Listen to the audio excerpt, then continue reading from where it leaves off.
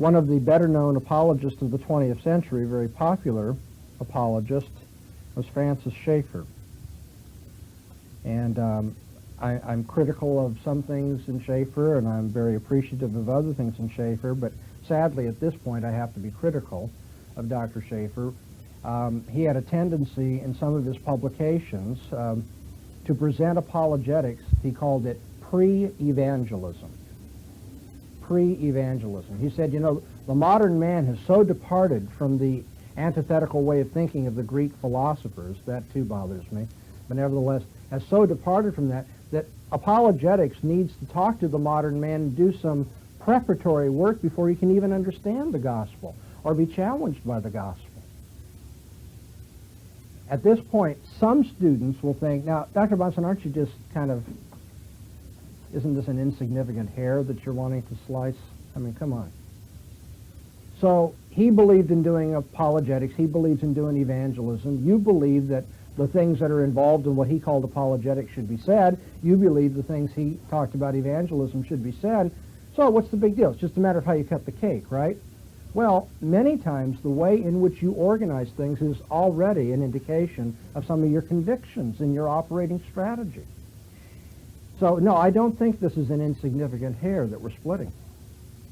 Evangelism is not something that follows apologetics. As I've just explained, apologetics is run by the engine of evangelism, it seems to me. We're out there wanting to present the gospel to everybody. We want them to believe it. And sometimes they oppose that, and apologetics is necessary to keep pushing the evangelism forward. But it isn't as though apologetics comes first and then we evangelize. Because if you say that, then first of all, apologetics need not have an evangelistic motive. If evangelism is subsequent to, or to put it the other way around, if apologetics precedes evangelism, then apologetics may have any number of motivations and strategies that have nothing to do with wanting to see people come to know the Savior, Jesus Christ. Now, I don't think that was ever true in the life of Dr. Schaeffer. I'm not saying that about him. But that theoretical concept allows for the possibility of an academic approach that is rationalistic and autonomous, that says we have certain issues, philosophical issues, or maybe cultural issues that we have to resolve, and then finally we can come to the good news. Hey, well, I got good news that starts at the very beginning. Your academic and cultural problems are answered by the gospel, not by something that precedes the gospel, but by the gospel itself. I hope everybody can see the significance of that difference. To put it another way, when I argue about philosophical matters, when I argue about cultural matters, I want to bring the cross of Christ in to that discussion. I don't want to say, I've got certain preparatory matters that we deal with, that all men have to come to agreement on the nature of truth and philosophical method and things of that nature. And then after we've settled that, then I've got to bring the cross of Christ in.